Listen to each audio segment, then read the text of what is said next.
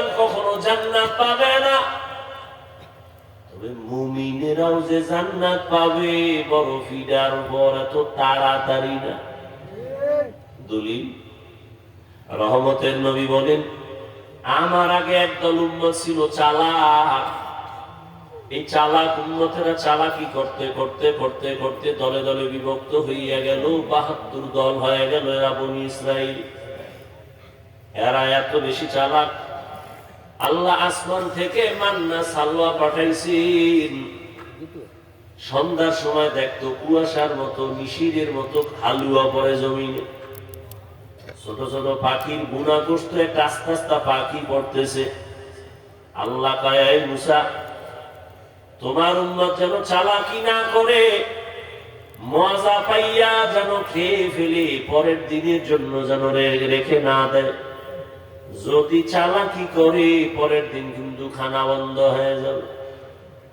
বনি ইসরাইলরা চালাকি কইরা এত মজার খানা পাইয়া কিছু খাইলো, কিছু রেখে দিল, কালকে খাবে। পরের দিন আসমান থেকে খানা বন্ধ। আমার নবী আফসোস করেন, এই বনি ইসরাইল চালাকি যদি না করত, আমার উম্মতেরা কিয়ামত পর্যন্ত আল্লাহর আসমানের রিজিক ডাইরেক্ট পাইত। চালাকি কইরা কয় দল হইছে? ৭২ দল। কথা কয় না? ৭২ দল। আমার উম্মত আরো চালাক, এদের মধ্যে আরো একটা দল বেশি হয়ে যাবে। কত? ৭৩ কুল্লুহুম ফিন্নার ইল্লা মিল্লাতান ওয়াহিদাহ ক্বালু মান হিয়া ইয়া রাসূলুল্লাহ ওয়া ফি রাওয়ায়াতিন ক্বালু মা হিয়া ইয়া রাসূলুল্লাহ ক্বালা মা আনা আলাইহি ওয়া আসহাবি। নবী বলেন, সব ৭৩ দল আমার উম্মতের মধ্যে সবাই জাহান্নামে যাবে, জাহান্নামে যাবে, জাহান্নামে যাবে। এক দল মাত্র জান্নাতে যাবে। এক দল যদি জান্নাতে যায়, জাহান্নামী কয় দল? ৭২ দল। এই কথাটা আপনারা অনেক শুনছেন। আজকে একটু নতুন, একটু সামান্য কথা অনেকে জানেন না, স্মরণ করায় দেই। এই যে ৭২ দল জাহান্নামে যাবে, এই ৭২ দলের মধ্যে কোনো হিন্দু নাই, বৌদ্ধ নাই, খ্রিস্টান নাই, ইহুদি নাই, কিছুই নাই, সব হবে মুমিন মুসলমান। সাহাবায়ে কেরাম জিজ্ঞাসা করবেন, ইয়া রাসূলুল্লাহ, ৭৩ দলের মধ্যে যেই দলটা জান্নাতে যাবে তাদের পরিচয়। নবী যদি বলতেন, যারা আমি মুহাম্মদের আদর্শ মানিয়ে চলবে তারা জান্নাতে যাবে, নবী এতটুকু বললেও তো মনে হয় যেন হয়ে যাইত। নবী এতটুকু বলে নাই। খেয়াল করেন, নবী বলছেন, আমি মুহাম্মদের আদর্শ আর আমার সাহাবায়ে কেরামের আদর্শ যারা মেনে চলবে তারা জান্নাতে যাবে।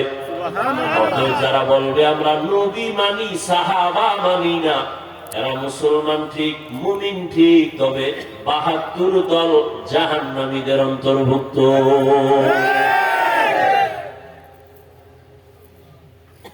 সাহাবায়ে কেরামের বিরুদ্ধে কথা বলনেওয়ালা আছে না নাই? আল্লাহ হেদায়েত দান করুন। আমিন। ঘুমাইতেছেন আপনারা না? এখন তো ঘুমানোরই সময়। দেশ স্বাধীন, আর কি করবেন? দেশ স্বাধীন। দেশ স্বাধীন হলে চট্টগ্রামে আমার আইনজীবীর গলায় ছুরি চালায় তারা।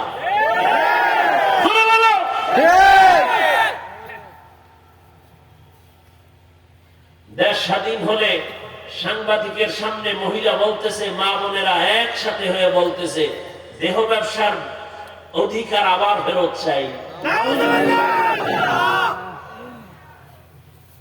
ওরে শামসুল হক ফরিদপুরের উত্তরসূরি, নতুন করে আবার জাগ্রত হও।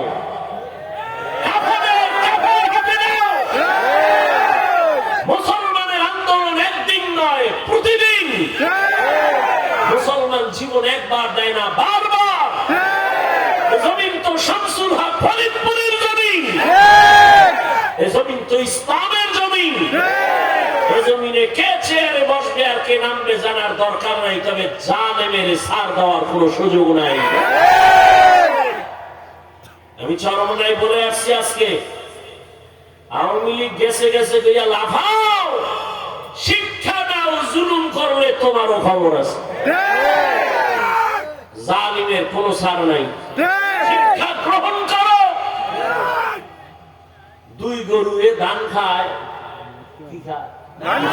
মালিকের লাঠি একটা নিয়ে এক গরুর ফিডে এমন বাড়ি, আর এক গরু দৌড়। তোরা দাঁড়িয়ে দিছি নি? কয় না, দোরাস কেন? খাওয়ার পরের সিরিয়াল আমার। हकीकत से तू दुनिया बेखबर है।